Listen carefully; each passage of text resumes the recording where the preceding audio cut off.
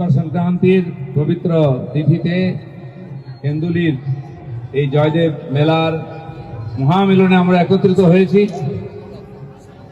আনন্দমঠ আশ্রমের এই পরিচালনায় ব্যবস্থায় বহু ভক্ত সমাগম হয়েছে।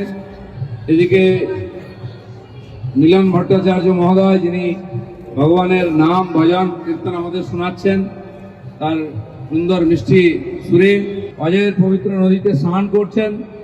এর আগেও কয়েকবার আমি এসে স্নান করেছি, কিন্তু এবারের মেলা যেন একটু আলাদা, মানে একটু বড়, লোকের মনে বেশি উৎসাহ, বহু মানুষ এসছেন এবারে, আর ভক্তিভরে স্নান করে দর্শন করছেন, দান ধ্যান করছেন।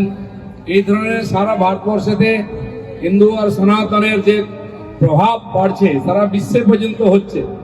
তো এই আমাদের ধর্ম সংস্কৃতি বিশ্বের মধ্যে শ্রেষ্ঠ, সবাইকে নিয়ে চলে একসঙ্গে থাকতে শেখায়, মিলেমিশে। তো সেই জন্য আমাদের সমাজ, আমাদের ধর্ম সংস্কৃতি হাজার হাজার বছর প্রাচীন, এখনো আমরা টিকে আছি। বহু বিদেশি আক্রমণ হয়েছে আমাদের ধর্মের উপরে, মঠ মন্দির ধ্বংস হয়েছে, সাধু সন্তকে অপমান হয়েছে, মাতৃজাতিকে অপমানিত করা হয়েছে, কিন্তু আমরা টিকে আছি। আর এখন সারা বিশ্বে মাথা উঁচু করে দাঁড়িয়ে সারা বিশ্বকে ভালোবাসা, বন্ধুত্ব শেখাচ্ছি। সারা দুনিয়ায় যুদ্ধ বিদ্রোহ, লুটপাট, মারকাট চলছে, ভারতে শান্তি, এবং আমরাই সারা দুনিয়ায় শান্তির বাণী ছড়াচ্ছি। আর ভারতের এই সনাতনের পথেই দুনিয়াতে শান্তি আসবে, সমৃদ্ধি আসবে, মানুষের মনে পরিবর্তন আসবে, হিংসা দ্বেষ ভুলে যাবে লোকে। পরিণামী কলিযুগে একমাত্র রাস্তা, যার দ্বারা মানুষ, প্রকৃতি, পৃথিবী সব উদ্ধার হবে।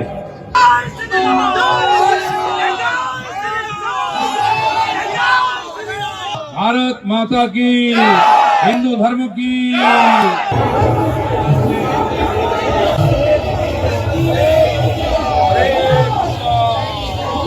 জীবনের মধ্যে সাত্বিকতা, নৈতিকতা, আধ্যাত্মিকতা নিয়ে আসতে হবে। নিজের জীবন যেমন সুখ শান্তিতে সমৃদ্ধ হবে, সেরকম সারা দুনিয়াতে শান্তি আসবে। সারা দুনিয়ায় মারকাট, হিংসা চলছে, যুদ্ধ চলছে, তার থেকে পৃথিবীকে বাঁচাতে হবে, মানবতাকে বাঁচাতে হবে। এটা আমাদের পূর্বপুরুষরা বলেছেন।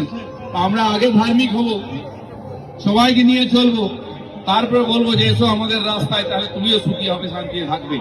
তাই আজকের দিন খুবই পবিত্র দিন, নূতন বছর। সবাই ভালো থাকুন। জয় নিতাই।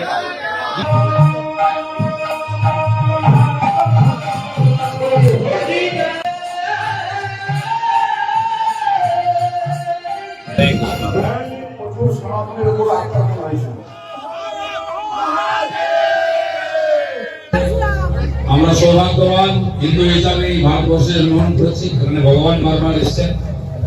আমাদের দায়িত্ব ধর্মকে রক্ষা করা, দেশকে রক্ষা করা, সমাজকে রক্ষা করা, মাতৃজাতি, গো জাতি, মন্দির মঠকে মূর্তি রক্ষা করা, কারণ চারিদিকে বিপন্ন হচ্ছে। এই ভাব নিয়ে আমাদের যেতে হবে, ধর্মকে জাগাতে হবে, ধর্মকে রক্ষা করতে হবে, তাহলে নিজেও সুখী হব, পরিবার স্বয়ং সুখী হবে, আর বিশ্বে শান্তি আসবে। আমাদের ভিডিও ভালো লাগলে লাইক এবং শেয়ার করুন। কমেন্ট সেকশনে গিয়ে জানান আপনাদের মতামত। আরও ভিডিও পেতে আমাদের চ্যানেল সাবস্ক্রাইব করুন এবং প্রতি মুহূর্তে খবরের আপডেট পেতে প্রেস করুন বেল আইকন।